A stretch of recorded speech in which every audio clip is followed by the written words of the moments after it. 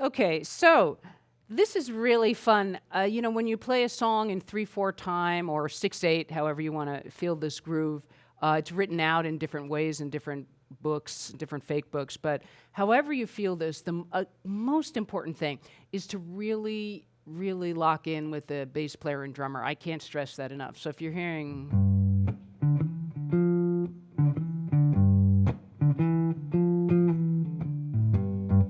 So I was playing the basic, one of the basic rhythm vamps at first for the G7 is G7, A minor 7, B flat 7. Some people do this. But I like having the little bit of edge there, that little A flat in there on that chord rather than just this harmony. So that's a very common thing. You could play the same thing. I didn't actually do that because to me it's become a little bit sort of stale. It's it's kind of a cliche. So I tried to do something different. But first start with the basic. So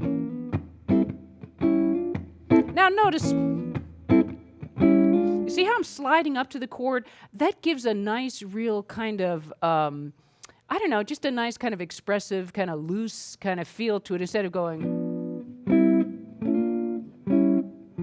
Hopefully you wouldn't play that. That's just sort of very blah and very bland. So you wanna try to again get into the. It's a real loping kind of bass line.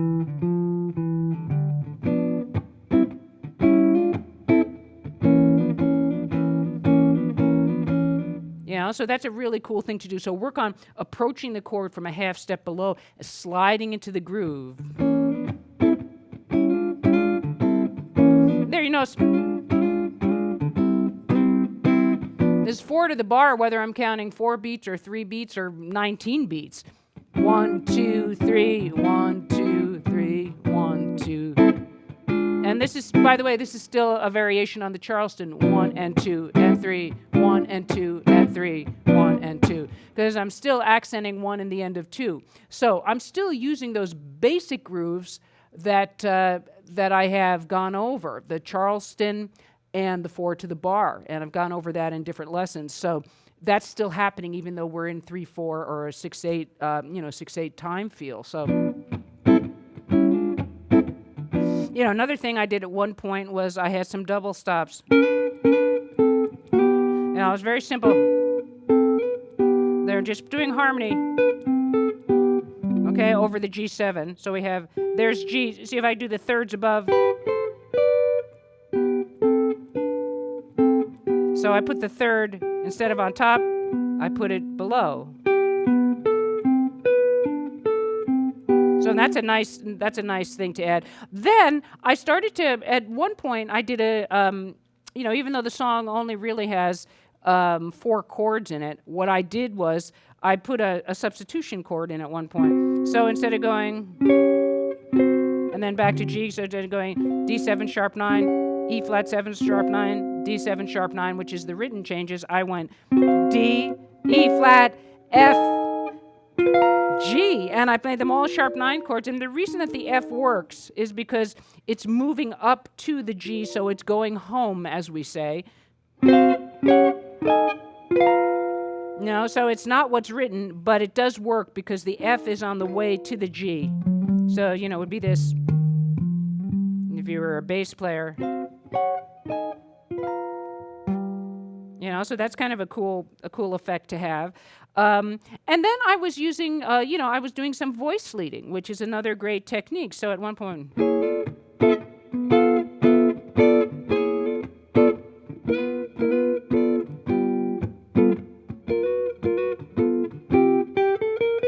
So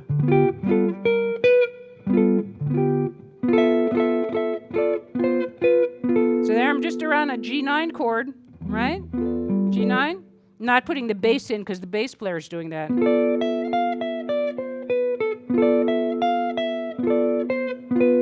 So I can choose to play either a single line with that chord or just put in parts of the chords, maybe a little less busy.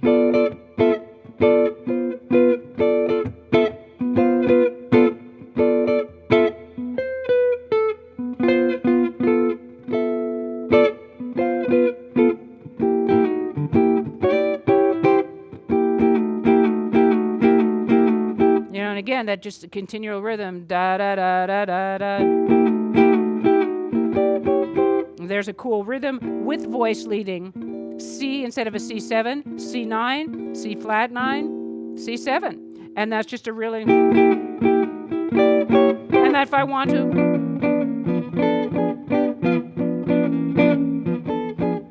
Generally, when we're comping, when we're soloing, we can repeat the line 2 times, but, you know, the same basic phrase, but by the 3rd time, we do a slight variation. So if we had...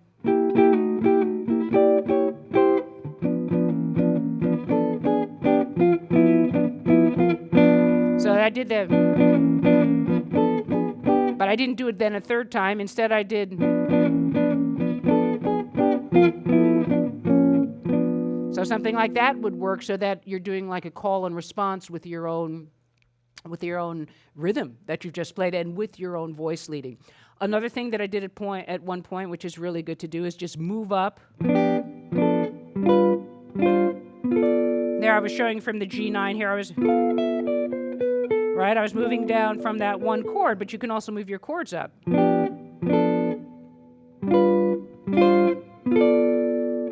G7, G9, G7, G sus, G9. I keep going.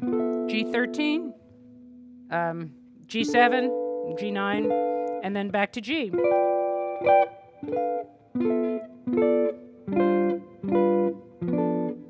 And of course, you could do the same thing with C. But there, you come back here. So, you know, anything that you work out in one key, if you work out some cool chordal voicings, move it through your different key areas. And that's where you're going to get some real cool stuff.